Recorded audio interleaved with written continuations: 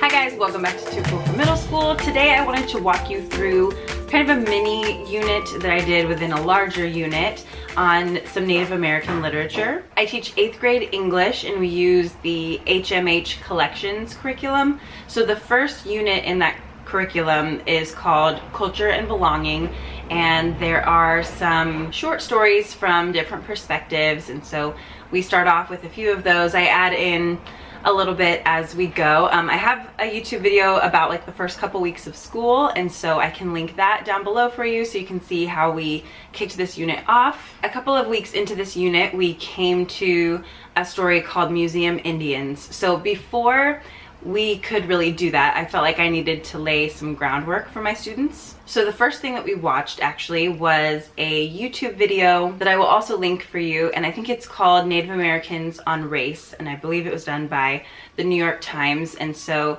it includes the voices of about 10 different people and their different perspectives and what it means to them to be Native American or Indigenous, Native. Several of them have different preferences on what they would like to be called. So we start with that just to make sure that we're hearing first from the people who this unit is really about. And the video generated a lot of questions. So we did kind of like a KWL chart thing. They just looked for things that were surprising or things that they didn't know as they watched the video. And so a lot of my students didn't really have any idea about things like blood quantum and just the history of Indigenous people in the United States at all. I do teach in a really diverse school setting. We have a lot of students from multiple countries in Asia: China, Japan, Korea, Myanmar, Taiwan, students from Hong Kong, Southeast Asian students from India. So we do have a very diverse population, but very few of them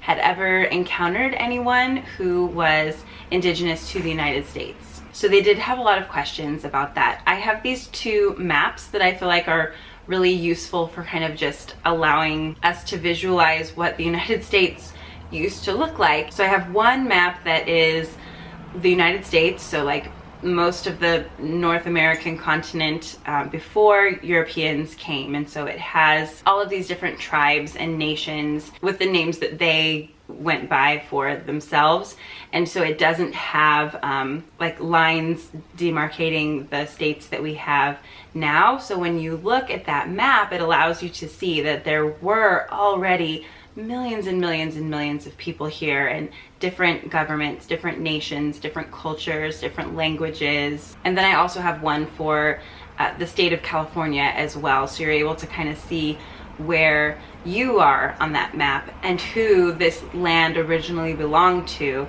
that you're standing on. So a lot of questions that my students had were just about like statistics and numbers and just where do these people live? Do they live on reservations? Do they live in cities? Where are they? So we looked up a lot of statistics about Indigenous people today. I can link those below as well.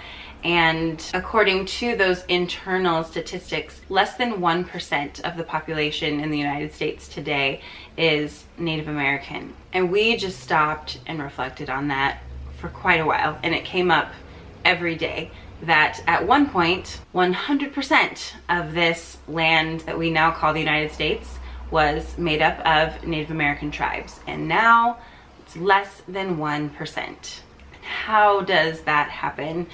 And so this is a literature unit, and I didn't have a lot of time to teach the entire history of the Europeans' interactions with Native American tribes, but there's a crash course video that's pretty good. And because I've studied this so in depth for so many years, I am able to answer just most questions that students have. But we had to start there, otherwise none of what we read would have made any sense at all. So in the story Museum Indians, once we finally got there, the main character, the narrator, is from the Sioux tribe. So before we read this story, actually I assigned them an article from Newsella about the Sioux tribes of the Dakotas, and so they read about that at their own level. That's what I love about Newsella. They can each access the content no matter what reading level they have. And we talked a little bit about the Sioux tribe. So then once we started reading this story, Museum Indians, we were able to kind of understand some of the references that she was making, and we were just able to place this character and her mom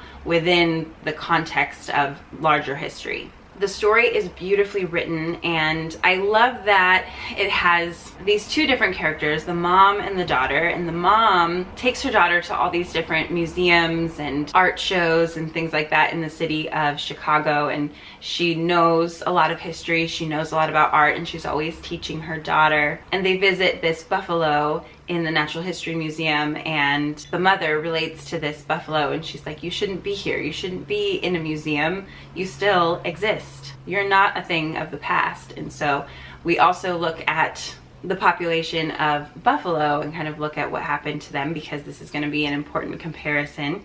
And then also within the museum, they have the narrator's like grandmother's dress, and they're not really sure how the museum got it, but it's there on a headless mannequin, and it's there to be displayed. But we talk about how strong that symbolism is, that this dress that belongs to these two women, it should still be in their family, but it was taken from them, and now it's on display for kind of like the entertainment or learning purposes of the general public, and it's there on a headless mannequin. And in the video that we watched, we learned a little bit about the history of decapitating our enemies, and just how emotional it would be to see this displayed in a museum. So even though the story is short, there's really a lot to unpack and peel away as you go through everything in this story. And it's also interesting that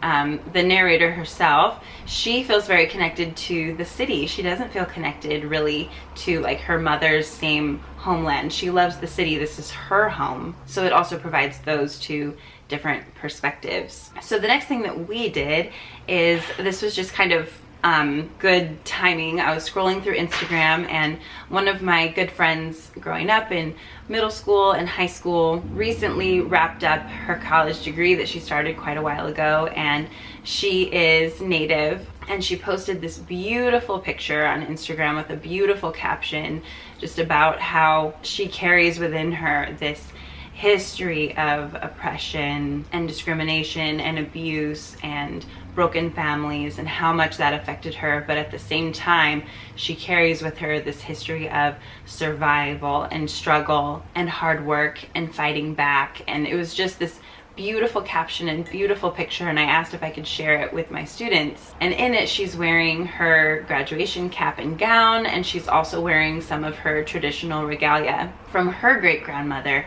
just like Susan Power talks about in Museum Indians. I grew up in this little town that didn't have a lot of racial and ethnic diversity, but we had within our city limits a rancheria, which is kind of like a small reservation. And so we had a lot of Indigenous students in my classes when I was younger, and they would kind of start to disappear as we got older and into high school. And this is why in grad school I studied Native American history, and I wanted to understand the history of the American education system and its impact on Native American students. And as you can probably guess, it is not at all a positive history.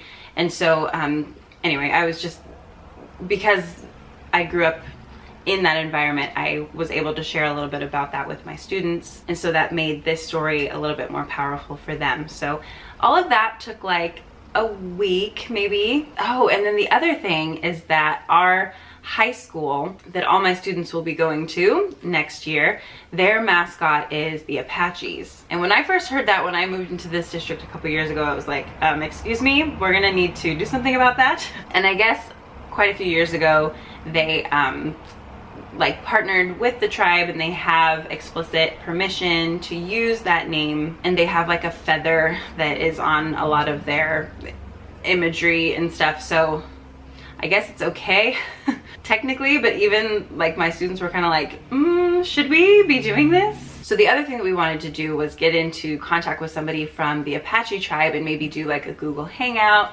some kind of a video chat, and listen to them and just talk to them about their experience. So we're still working on trying to set that up. Okay, so all of that for one short story. Then the next thing that we did is I had them read an article from like the National Park Service about the Grand Coulee Dam. And they had to write down like 5 facts about the dam and 3 like of the positive outcomes from the dam. And we talked about the source, like this is a credible source. This is a federal organization in charge of projects like this. So we learned all about the Grand Coulee Dam and how it provided jobs during the Great Depression and how it's this like marvel of the engineering world and all of that. So it seemed a little bit disjointed from the rest of the unit, but just had them read that. Then the next day, I had them watch this like 10-minute documentary about the effects that the Grand Coulee Dam had on the Spokane tribe. So they had to do the same thing. They had to write down 5 facts about the dam, and then this time 3 negative consequences of the dam. I'll link that down below for you as well. And so where this dam was placed, the land on the other side of it that's now underwater was the Spokane land. And for many, many years, they were never compensated for their contribution to this dam that creates electricity, generates revenue, provided all of these jobs. They were the ones that had to sacrifice for all of these benefits to the rest of the community, and they felt like that was very indicative of how tribes are always treated.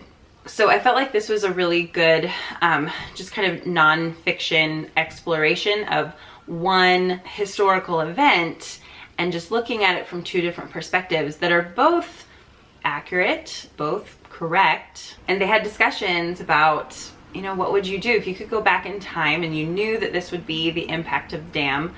Would you still build it? If it has advantages for lots and lots and lots of people, but it's going to be really terrible for a small group of people, do you not go through with it? What do you say to this small group of people that's going to be impacted negatively? How do we handle situations like this? So we had some really interesting conversations about that. And then in our textbook, we have the poem Powwow at the End of the World by Sherman Alexie. And so before we read the poem, we also read an article about the things that Sherman Alexie has admitted to and been accused of, and how he's used his celebrity and his fame and his power to take advantage of up-and-coming writers in the Native American literature world. I also showed my students the trailer for Smoke Signals because that movie is so good and so interesting and opened so many people's eyes to kind of like the everyday experiences of Native American teenagers, kids on the reservation. And that was really important and really powerful. And we talked about some of the books that Sherman Alexie has written, because my students kept saying like, that's one of the issues, is that most of these Native American communities don't have like much of a platform. Like most people in the United States walk through their lives without meeting anybody who's Indigenous or without knowing that they've met anyone that's Indigenous. They don't know a lot about their perspective. They're like not trained to think about how things would impact that community. So if you have something like these books or these movies that put this community more prominently into just like pop culture and the national conversation, then that can be really powerful. So we did talk about Sherman Alexie's impact, and then they were all very disappointed and frustrated in the way that he treated other people of his own community. So we talked about like whether or not we should even read his poem, but I think by like making it kind of taboo, they wanted to read it even more. So we did read this poem, Powwow at the End of the World. It's a great poem. It's really good for studying like literary devices, and it's about the Grand Coulee Dam. So that's why we did all of that background work. You really can't understand it unless you understand the history of the Grand Coulee Dam.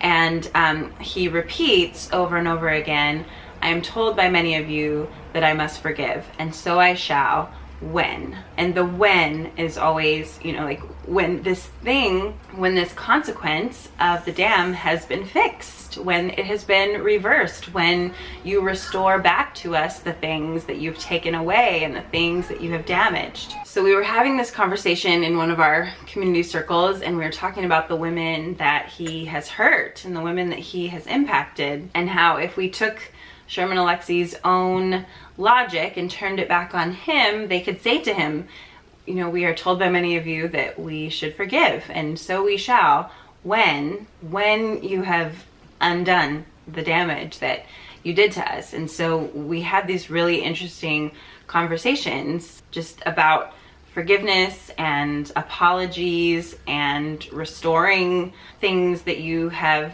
damaged if you have damaged somebody, and trying to undo some of that harm if you're really sorry. So I thought that poem took on a lot of new meaning with the current scandal that's happening with Sherman Alexie. And he is pretty much like done at this point, like he is pretty much canceled. We talked about that as well, like can we separate art from the artist, and does it matter if their art is good? Does that cover a multitude of sins? Like how do we handle things like that? Because this is a question they're going to be dealing with for the rest of their lives. So we had some really interesting and relevant and nuanced conversations as a result of the things that we were reading. We also recognized that one of the dangers of having just like this one spokesperson for a community is that if anything goes wrong with that one person, it feels like you've lost all representation for that entire community. So for those of us who were readers that just kind of like rested on our laurels now that we had like a few Sherman Alexie books in our classroom, it almost made us kind of like lazy. Like, okay, well, we've got the Native American perspective, now we can move on. And any publishers who were doing the same thing, like, okay, well, we've got Sherman Alexie here, so we don't need to seek out any other Native American voices. This really highlighted how stupid that mindset is, and how you need to have other voices in your library and in your publication circuit. So the other thing that we did was ordered more books by Native American authors. I'll show you a couple of them. This one is a picture book called At the Mountain's Base by Tracy Sorrell. And this one's actually about female pilots during World War II from indigenous tribes. This one's really good. I haven't read all the way through these, but so far I just read through a little bit and they were really good. This one's called If I Ever Get Out of Here by Eric Gansworth. I feel like I want to read this one today if I have time. This one I started as well. This one's called Apple in the Middle by Dawn Quigley. A really good one so far. I read a couple of chapters. And this one is Rain Is Not My Indian Name by Cynthia Leitich Smith. This one's a little bit shorter, so I added all of these to my classroom library. And then another one that I got last year is this book. It's a collection of like poems and really short stories by a bunch of different female indigenous authors. And so it's called Hashtag Not Your Princess, Voices of Native American Women. It has beautiful art and really gorgeous pictures and really powerful poems. So the last piece of this unit was a poem called, and there's so many incredible poems in here. I wanted to do even more. I wish we'd had time to do even more. But this one we did called The Things We Taught Our Daughters. This is one of the best poems that I've ever read, the most powerful, and 8th graders definitely understood it. It's about the sexual abuse within the Native American community, and just the ways that oftentimes moms and grandmothers will tell the younger ones, like, shh, just don't talk about it, don't bring it up, we can't tell on our own, we can't call the police on our own people. But this poem is about changing that narrative. So instead of saying, enough now, quiet, he didn't mean to, they would never hurt you like that, your uncle loves you. But instead, we should have slept safely in our beds. Mothers should have said, my girl, you are worth 1,000 horses, and any man would give 1,000 more. We would know the phrases, speak up, it's never your fault, no means no. You have the birthright to be free from harm, and any man who would violate these treaties between bodies would be dealt with by the women, because we protect our own. So I read this one out loud to them. I wouldn't imagine that a lot of 8th graders would feel comfortable reading this out loud to the class, so I just read it for them. And one of the activities that we did at the very end of this whole Culture and Belonging unit was they could choose any short story or poem that we read and do a one-pager literary response. That's something that I do pretty often with my English students at the end of, you know, just something that we've spent a while reading, and we want to do kind of like a summary and like analysis activity. So a lot of girls chose to do that poem, and their written responses to it were beautiful, and the art that they created as a response to it was so gorgeous. And it's just nice to have a space sometimes where you can talk about these really difficult topics, but frame it with art and with poetry, and even like within that poem with hope. So I was really glad that we used that poem, and I think in the future I want to use even more poems from this book. It's just so good. It has so many amazing things in here. It has something about costumes that actually I feel like, oh, here we go.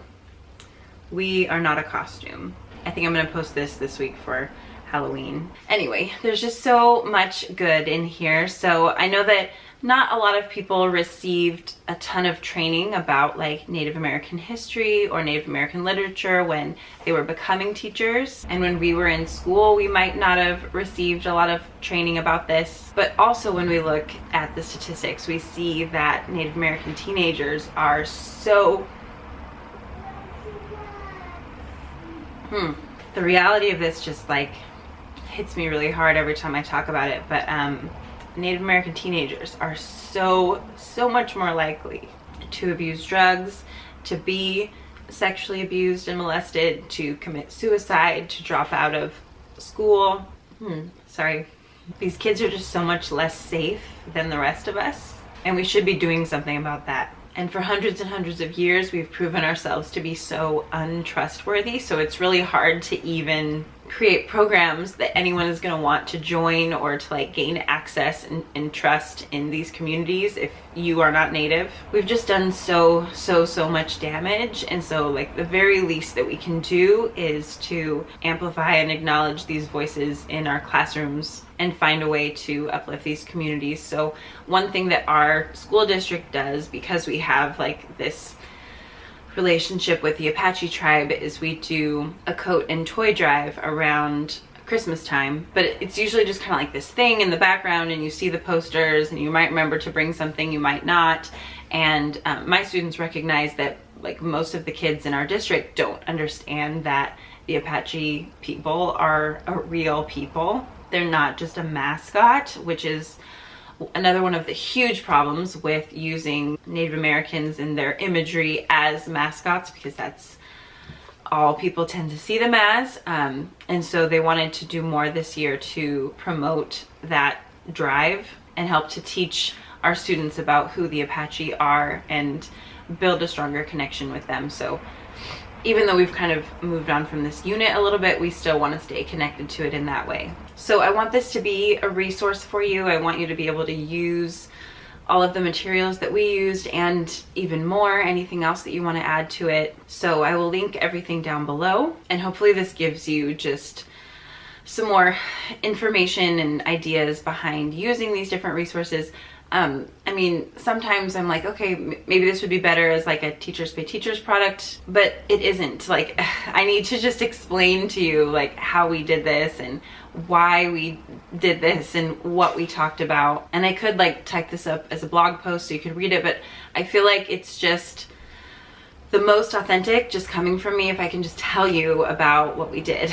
That's why I like to just put things in video form sometimes, and then just have links below so that you can come back and reference this. I meant to say this before, but I know that there are a lot of people who are very against using Sherman Alexie in any way in classrooms or giving him like any kind of a platform at all now. So it's a tough thing, but I just feel like we can't ignore his place in history and his place in the literary canon. If we just act like he wasn't there, then it doesn't make sense. And if this is something that you want to like read more about and think more about, I recommend this book called I Like to Watch by Emily Nussbaum. And she's actually a TV critic, and she has a lot to say about these horrible men in entertainment who create this really beautiful art, and what do we do with that? So I'll link this down below as well. Okay, I'm being invaded here by little Batman, but thank you so much for watching this video, and I'll see you in my next one.